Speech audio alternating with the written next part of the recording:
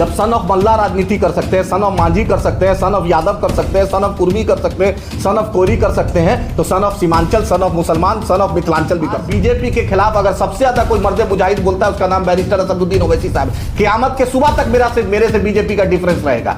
क़यामत के मायावती भी रही है बीजेपी के साथ, तृणमूल कांग्रेस भी रहा है बीजेपी के साथ। लालू जी ने अपनी सरकार पहली बार बनाई है 34 एमएलए का समर्थन लेके, वो बीजेपी के एमएलए के साथ। नीतीश कुमार जिंदगी अपना अभी आखिरी फेज पर है, राजनीतिक संन्यास लेने पर है, तो जिंदगी भर बीजेपी के साथ नीतीश जी रहे, वो हमको बोलेंगे। आज एनसीपी में जो प्रफुल्ल पटेल पहला मीटिंग में पटना में आते हैं, दूसरा मीटिंग बीजेपी में रहते हैं, वो हमको बोलेंगे। जो अखिलेश यादव मुसलमानों के मुद्दे पर एक लफ्ज आज तक नहीं है आदमी बोलता है, वो हमको बोलेंगे। जिनका आधा कुंभा चला गया बीजेपी, वो हमको बोलेंगे। आप बतलाइए कि हम कब बीजेपी के साथ रहे। दोनों अनमोल रतन जो हैं, जो इत्तेफाक से एक नॉन मैट्रिक है और एक शायद 12th है, दोनों को 5-5 मंत्रालय 6-6 मंत्रालय घर में दिए हुए। राज्यसभा भी अपनी पुत्री ही को आप दिए हैं। आप पत्नी ही आपकी विधान परिषद में लीडर रहेंगी, आप रहिएगा सब कुछ। 4 पेंशन तो ले ही रहे, लोकसभा, राज्यसभा, विधानसभा, विधान परिषद, और जेपी आंदोलन का भी पेंशन दे रहे। तो लालू जी को तो दिल बड़ा करना पड़ेगा। जो वेटनरी कॉलेज का चपरासी क्वार्टर तो याद होना ना चाहिए, उसमें भी किस लोगों ने मदद की। आज कोई नहीं दिखता। आज गफूर साहब की फैमिली नहीं दिख रही है, शहाबुद्दीन साहब की फैमिली नहीं दिख रही है, अनवारुल हक साहब की फैमिली नहीं दिखती है, तस्लीम साहब की फैमिली नहीं दिखती, सिर्फ दिखता है लालू जी। पहले आपके दोनों साहब, साला साहब ने सत्ता चलाया, आज दोनों बेटा साहब चला रहे। बताइए हिस्सेदारी एडवाइजर भी आप परदेसी यादव को रखे हुए हैं।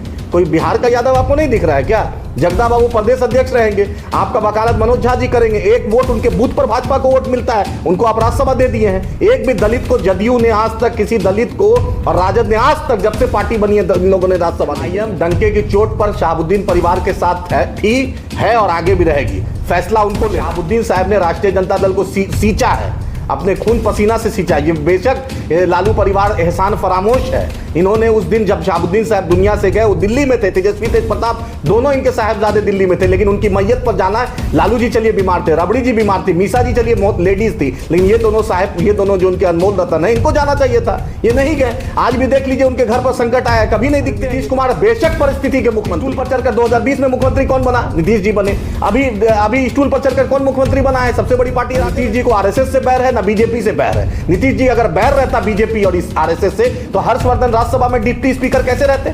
आप शरद यादव जी, उनको किडनी डायलिसिस में था, उस आदमी की राज्यसभा सदस्यता खत्म कराने के लिए नीतीश जी ने सुप्रीम कोर्ट तक का दरवाजा खटखटाया और सदस्यता उस बुजुर्ग आदमी का ले लिया।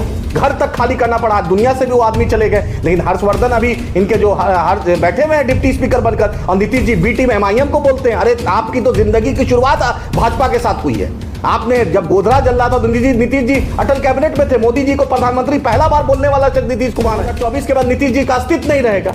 नीतीश जी क्या स्टैंड तो क्लियर। आज फिलिस्तीन के मुद्दे पे नीतीश जी नहीं बोलते हैं, मणिपुर के मुद्दे पे नीतीश जी नहीं बोलते हैं। 8 नेवल ऑफिसर को फांसी की सजा कतर में दे रही है मोदी सरकार, कुछ नहीं करे, नीतीश जी भी कुछ नहीं बोल रहे हैं। आपके बगल में मौलाना साद साहब सीतामढ़ी के, उनको मार दिया गया। 1 रुपया आज तक नीतीश सरकार ने, और इसके जमा खान और पैजामा खान ने आज तक 1 रुपया नहीं दिया। उसके बाद इसी तरह जो एक गोली मारा ट्रेन में, वो भी बीजेपी का रहने वाला था, उसको आज तक बिहार सरकार ने 1 रुपया नहीं दिया। और ये मुसलमानों का हमदर्द बनती है। रमजान में टोपी लगाने से और गमछा लगाने से और मुशायरा कराने से क्या मुसलमानों की हिस्सेदारी मिलेगी? आप हिस्सेदारी कहां दे रहे हैं? माइनॉरिटी बजट क्या है? तेलंगाना पूरे भारत में सबसे छोटा राज्य में से आता है। तेलंगाना में माइनॉरिटी का बजट 2200 करोड़ रुपया है और बिहार में 600 करोड़ रुपया। ऐसा नहीं कि सिर्फ मुसलमानों की बात करती है, एमआईएम सबकी करती है। हाँ, मुसलमानों की इसलिए करती है कि मुसलमानों की स्थिति बद से बदतर है। आप आजादी के वक्त 40% नौकरी में थे, आज मुसलमान कम्युनिटी से 1.5-2% सिर्फ नौकरी में है। तो हिस्सेदारी तो बोलेंगे ना भाई।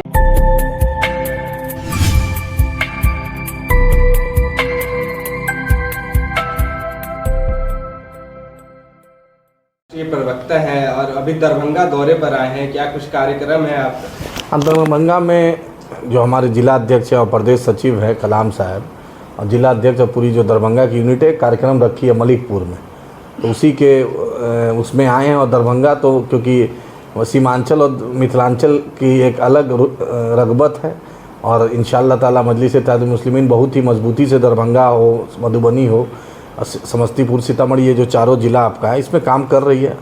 और आपने देखा भी कि कलाम साहब जब से आए हैं तब से पार्टी को मजबूती भी मिली है और मुखलिस है, इनकी टीम भी मुखलिस है। और इन्होंने दूसरी सेकुलर जमात में काम किया है और वहाँ का तजुर्बा और यहाँ का तजुर्बा इनको बेहतर पता है। और अभी हैदराबाद से भी बैरिस्टर असदुद्दीन ओवैसी साहब से भी पूरी बिहार की युवा इकाई मिली थी और दरभंगा की भी टीम कलाम साहब के साथ गई थी। अभी दरभंगा में से चुनावी माहौल पूरी तरह से गर्म है, कई लोग अपनी अपनी दावेदारी कर रहे हैं, तो एमआईएम इसमें कहाँ है?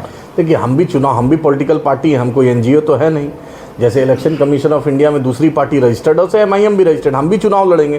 क्योंकि लालू जी कहते थे जिसकी जितनी भागीदारी उसकी उतनी हिस्सेदारी। तो आज जो जातीय जनगणना में सब कुछ एज क्लियर एज क्रिस्टल है। अब बतलाइए कि चपरासी क्वार्टर से शीश महल किसने पहुंचा दिया। अब आप मुसलमानों की हिस्सेदारी की बात आई है तो उनको भी देना पड़ेगा, दलितों की हिस्सेदारी की बात आई उनको भी देना पड़ेगा, हर वो तबकात को हिस्सा देना पड़ेगा। कि आप आज जातीय जनगणना का आपका यही उद्देश्य था।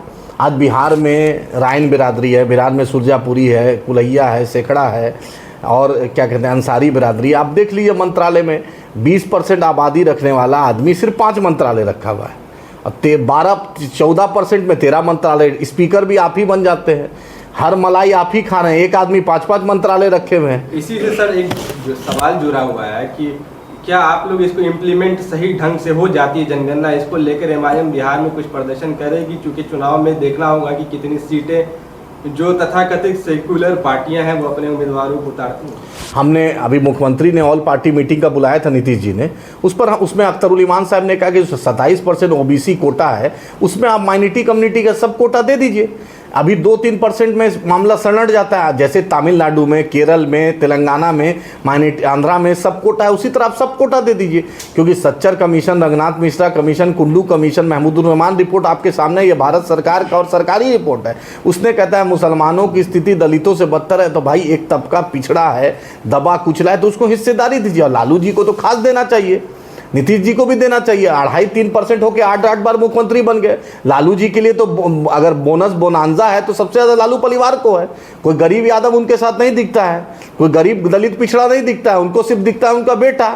दोनों अनमोल रतन जो हैं, जो इत्तफाक से एक नॉन मैट्रिक है और एक शायद 12th है, दोनों को 5-5 मंत्रालय, 6-6 मंत्रालय घर में दिए हुए। राज्यसभा भी अपनी पुत्री ही को आप दिए हैं, आप पत्नी ही आपकी विधान परिषद में लीडर रहेंगी, आप रहिएगा सब कुछ। 4 पेंशन तो ले ही रहे हैं, लोकसभा, राज्यसभा, विधानसभा, विधान परिषद, और जेपी आंदोलन का भी पेंशन दे रहे हैं। तो लालू जी को तो दिल बड़ा करना पड़ेगा ना। वो जो वेटनरी कॉलेज का चपरासी क्वार्टर तो याद होना ना चाहिए, उसमें भी किस लोगों ने मदद की। आज कोई नहीं दिखता।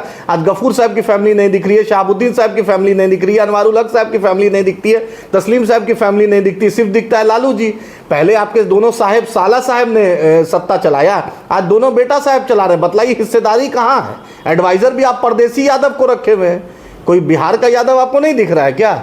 जगदा बाबू प्रदेश अध्यक्ष रहेंगे, आपका वकालत मनोज झा जी करेंगे। एक वोट उनके बूथ पर भाजपा को वोट मिलता है, उनको आप राज्यसभा दे दिए हैं। एक भी दलित को जदयू ने आज तक, किसी दलित को और राजद ने आज तक, जब से पार्टी बनी है, इन लोगों ने राज्यसभा नहीं भेजा है।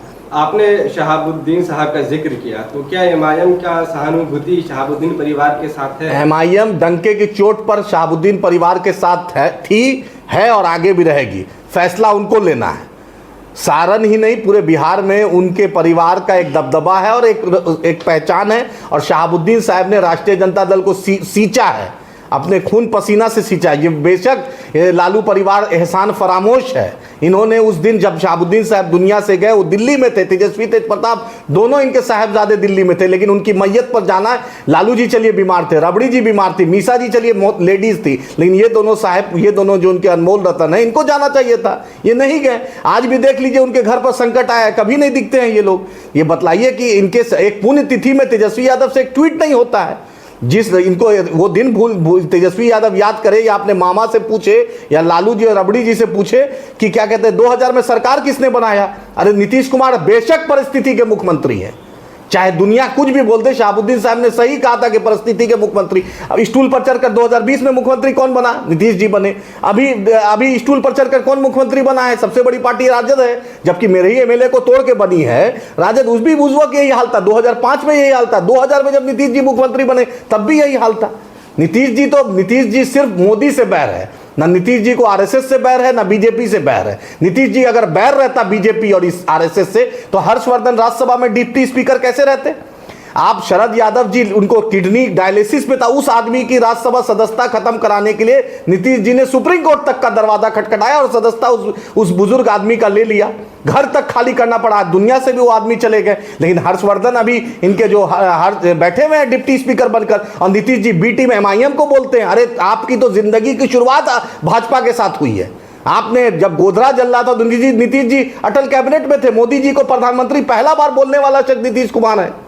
असदुद्दीन ओवैसी की क्या कुछ बातें हुई हैं नशाब से? नहीं, देखिए बाजाप्ते प्रदेश अध्यक्ष अख्तरुल ईमान साहब लगातार टच में हैं और हमारे जो ऑब्जर्वर है वो टच में, हम लोग लगातार टच में हैं। अगर वो आते हैं तो हम उनका इस्तकबाल करेंगे। हर वो लोग का, सुन लीजिए, ये सिर्फ शहाबुद्दीन परिवार का ही नहीं, हर वो लोग जो राजद जदयू कांग्रेस में ठगा महसूस कर रहा है, या मुस्लिम लीडरशिप में या किस पिछड़ा अति पिछड़ा या इवन स्वर्ण जात में, अगर आपको लगता है, अगर आपके साथ आपने 10 साल 20 साल 18 साल 25 साल आपने दे दिया, आपको कुछ नहीं मिला, क्योंकि वहां पर संजय झा जी का स्कोप है, जिनका कोई वोट नहीं है इस महागठबंधन को, उनका स्कोप है।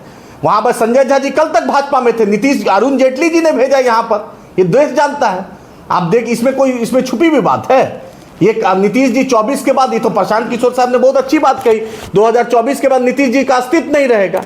नीतीश जी क्या स्टैंड तो क्लियर, आज फिलिस्तीन के मुद्दे पे नीतीश जी नहीं बोलते हैं, मणिपुर के मुद्दे पे नीतीश जी नहीं बोलते हैं, 8 नेवल ऑफिसर को फांसी की सजा कतर में दे रही है मोदी सरकार, कुछ नहीं करे, नीतीश जी भी कुछ नहीं बोल रहे हैं। आपके बगल में मौलाना साद साहब सीतामढ़ी के, उनको मार दिया गया, 1 रुपया आज तक नीतीश सरकार ने और इसके जमा खान और पैजामा खान ने आज तक 1 रुपया नहीं दिया। उसके बाद इसी तरह जो एक गोली मारा ट्रेन में, वो भी बिस्पी का रहने वाला था, उसको आज तक बिहार सरकार ने 1 रुपया नहीं दिया। और ये मुसलमानों का हमदर्द बनती है। रमजान में टोपी लगाने से और गमछा लगाने से और मुशायरा कराने से क्या मुसलमानों की हिस्सेदारी मिलेगी? आप हिस्सेदारी कहां दे रहे हैं? माइनॉरिटी बजट क्या है? तेलंगाना पूरे भारत में सबसे छोटा राज्य में से आता है। तेलंगाना में माइनॉरिटी का बजट 2200 करोड़ रुपया है और बिहार में 600 करोड़ रुपया भी नहीं। नहीं सर, इसी से एक सवाल है कि मुसलमानों में भी तो अपना केवाला एक तरीके से आरजेडी को कर दिया, यही तो आप उस केवाले को फाड़ने का काम? भाई हम केवाला नहीं, हम नई रजिस्ट्री बोल रहे हैं कि अब 21वीं सदी है, नई रजिस्ट्री करवाइए, नई प्लॉटिंग होगी, क्योंकि जातीय जनगणना आ गया है। अब वो जो पुराना चलता था कि बिना इंची टेप के, बिना अमीन के नपाई के आप जो जमीन बोल देते थे, मेरा अब वो नहीं है। अब पूरा इंची टेप से पता चल गया है कि मुसलमान को कितना है और आपको कितना है। अब वो दिन गया आपका, जो आप पुराना केवाला चलता था ब्रिटिशर्स के जमाने में। अब देश आज़ाद हो गया है, अभी हिस्सेदारी होगी, इंसाफ होगा और सबको हम देना चाहते हैं। एमआईएम ऐसा नहीं कि सिर्फ मुसलमानों की बात करती है, एमआईएम सबकी करती है। हाँ, मुसलमानों की इसलिए करती है कि मुसलमानों की स्थिति बद से बदतर है। आप आज़ादी के वक्त 40% नौकरी में थे, आज मुसलमान कम्युनिटी से 1.5-2% सिर्फ नौकरी में है, तो हिस्सेदारी तो बोलेंगे ना भाई। सवाल यही है कि क्या इस हिस्सेदारी को मुसलमान अपने समझे, भागीदारी सुनिश्चित करने के लिए आप लोग कुछ जागरूकता कार्यक्रम दरभंगा में करेंगे? देखिए, अभी टाउन हॉल में कलाम साहब ने प्रोग्राम शानदार करवाया था, जिसमें हमारे रियासती सदर अख्तरुल ईमान साहब आए थे। लगातार जिला अध्यक्ष के साथ पूरी टीम दरभंगा हो, मधुबनी हो, झंझारपुर हो, सीतामढ़ी, समस्तीपुर में काम करिए, जो मिथिलांचल का दिल है। हर जिला में आप देख लीजिए, जब सन ऑफ मल्ला राजनीति कर सकते हैं, सन ऑफ मांझी कर सकते हैं, सन ऑफ यादव कर सकते हैं, सन ऑफ कुर्मी कर सकते हैं, सन ऑफ कोरी कर सकते हैं, तो son of Seemanchal, son of मुसलमान, सन ऑफ मिथिलांचल भी कर सकता है। आपकी नज़र में अगला सन ऑफ मुसलमान कौन है बिहार? नहीं, हम सन ऑफ मुसलमान, हम सन ऑफ इंसाफ की बात कर रहे हैं। आज सीमांचल की आवाम का हम शुक्रगुजार हैं, उन्होंने इतने कम वक्त में 6 एमएलए एमआईएम को दिया, चाहे आपका बहादुरगंज हो, कोचादामन हो, किशनगंज हो, अमोर हो, बायसी हो। इस आवाम ने इतने कम वक्त में 6 एमएलए दिया। ना मांझी जी को दिया, ना मुकेश जी को दिया, ना सीपीआई को दिया, ना सीपीएम को दिया। हमने बिना किसी बड़ी पार्टी के गठबंधन के अपने उस आवाम का शुक्रिया कि उन्होंने एक मैसेज दिया। आज अख्तरुल ईमान साहब हर एक मुद्दे पर अगर बिहार विधानसभा में कोई बोलता है, उस शख्स का नाम अख्तरुल ईमान। मुसलमानों में ये मैसेज है कि हम वोट एमआईएम को देते हैं, लेकिन उसके पार्टी के नेता जो विधायक चुन कर आते हैं वो वफादारी साबित नहीं करते हैं और फिर उसी पार्टी में चले जाते हैं जिनके खिलाफ उन्होंने उनको जिताया। भाई जिसमें ईमान है उसका नाम अख्तरुल ईमान है। इमाम तो आपके साथ है। अब हो सकता है मीर जाफर मीर सादिक, क्या कीजिएगा, उसका कोई टीपू सुल्तान को धोखा दिया, सिराजुद्दौला को धोखा दिया, जयचंद ने धोखा दिया, अब उद्धव ठाकरे की पूरी पार्टी चली गई, कांग्रेस का ज्योतिरादित्य सिंधिया पूरा लेके चले गए, तो क्या कीजिए, पार्टी बंद कर देंगे? नहीं, एक सवाल है ये कि सबसे बड़ा आरोप लगता है आपकी पार्टी पे, एआईएमआईएम पे, कि आप लोग भाजपा की बेटी में, ये आरोप शुरू से लगते हुए आया है। और आप लोग जिस तरह से अपनी राजनीति को लेकर बात करते हैं, मुसलमानों की बात करते हैं ज़्यादातर खासतौर से, तो ऐसे में मुसलमानों में एक मैसेज है कहीं ना कहीं कि आप लोग कहीं ना कहीं जो है बीजेपी को जिताने का काम करते हैं, उसके लिए फ़ायदा पहुंचाते हैं। ऐसे में मुस्लिम समाज के जो वोटर हैं वो कहीं ना कहीं इस चीज़ को देखते हैं और उसके पास कहीं ना कहीं एक ऐसी मजबूरी जैसी दिखती है कि नहीं, एआईएमआईएम को उनको नहीं जाना है, हमको कहीं और जाना है। तो ये जो आरोप है आपके ऊपर और इस तरह का जो परसेप्शन बना हुआ है, इसको कैसे तोड़ेंगे आप? सुनिए, आप 18 सीट पे एक भी सीट आप दिखा दीजिए जिसमें मेरे वोट के चलते बीजेपी जीत गई। हम 18 सीट पे लड़े थे, एक भी सीट पे होना वोट का इंपेरिकल डाटा होगा ना। और यूपीए 1 और यूपीए 2 में हम क्या थे? जब सोनिया जी और मनमोहन सिंह और राहुल गांधी के बगल में जब हम बैठते थे तब हम क्या थे? जब राष्ट्रपति का मीरा कुमार का चुनाव हुआ हमने वोट दिया, हमने प्रणब मुखर्जी के वक्त में वोट दिया, हमने कांग्रेस को हमेशा वोट दिया। जगन की सरकार, वाईएसआर की सरकार, किरण कुमार रेड्डी की सरकार, रोसैया की सरकार को हमने साथ दिया, तब हम क्या थे? आज बीजेपी के खिलाफ अगर सबसे ज्यादा कोई मर्द मुजाहिद बोलता है उसका नाम बैरिस्टर असदुद्दीन ओवैसी साहब।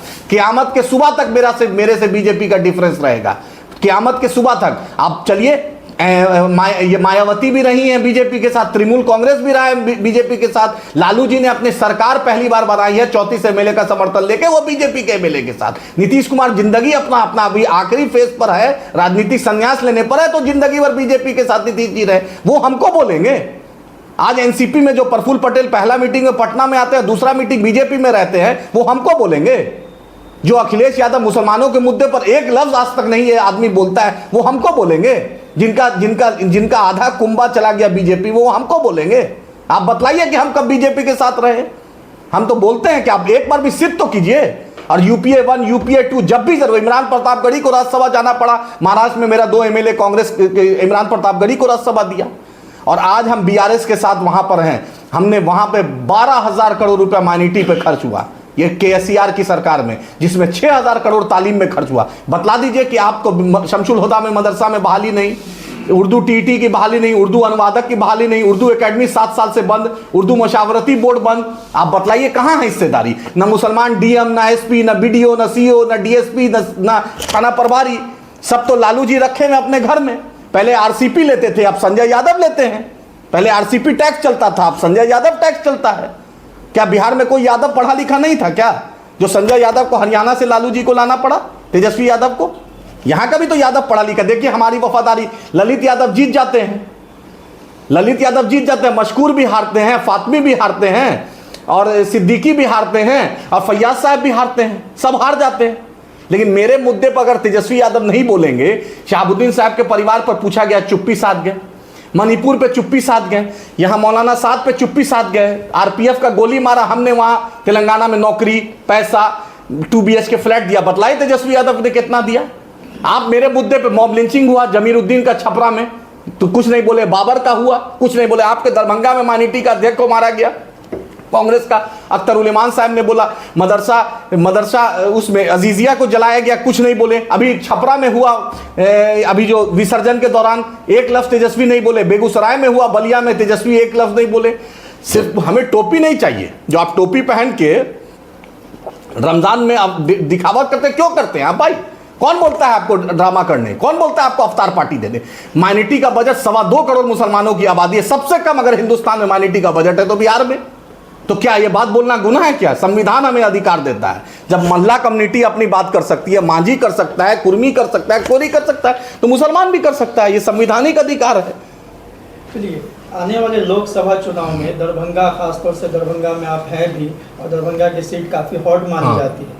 इस सीट पे आपकी पार्टी क्या सोच विचार? देखिए, हम इसका फैसला दारुस्सलाम में होगा, और जो भी होगा बेहतर होगा। हमने नेशनल एग्जीक्यूटिव में हम लोग ने रेजोल्यूशन पास किया है कि अब सीमांचल के बाहर इंशाल्लाह एमआईएम चुनाव लड़ेगी, और पूरे बिहार में मेरा मिथिलांचल हो, मेरा मगध प्रमंडल हो, मेरा चंपारण प्रमंडल हो, मेरा भागलपुर प्रमंडल हो, चाहे पटना प्रमंडल हो, एमआईएम चुनाव इंशाल्लाह लड़ेगी। इसका लेकिन फैसला दारुस्सलाम से होगा। आखिरी सवाल की असदुद्दीन ओवैसी की दरभंगा में एंट्री कब? असदुद्दीन ओवैसी साहब, अभी तेलंगाना में चुनाव चल रहा है, इंशाल्लाह तेलंगाना में चुनाव में फतेह होगा। उसके बाद बैरिस्टर असदुद्दीन ओवैसी साहब की आमद दरभंगा की मुकद्दस सरजमी पर, मिथिलांचल पर जरूर होगी इंशाल्लाह। इस वीडियो को लाइक करें, हमारे चैनल को सब्सक्राइब करें और बेल आइकन जरूर प्रेस करें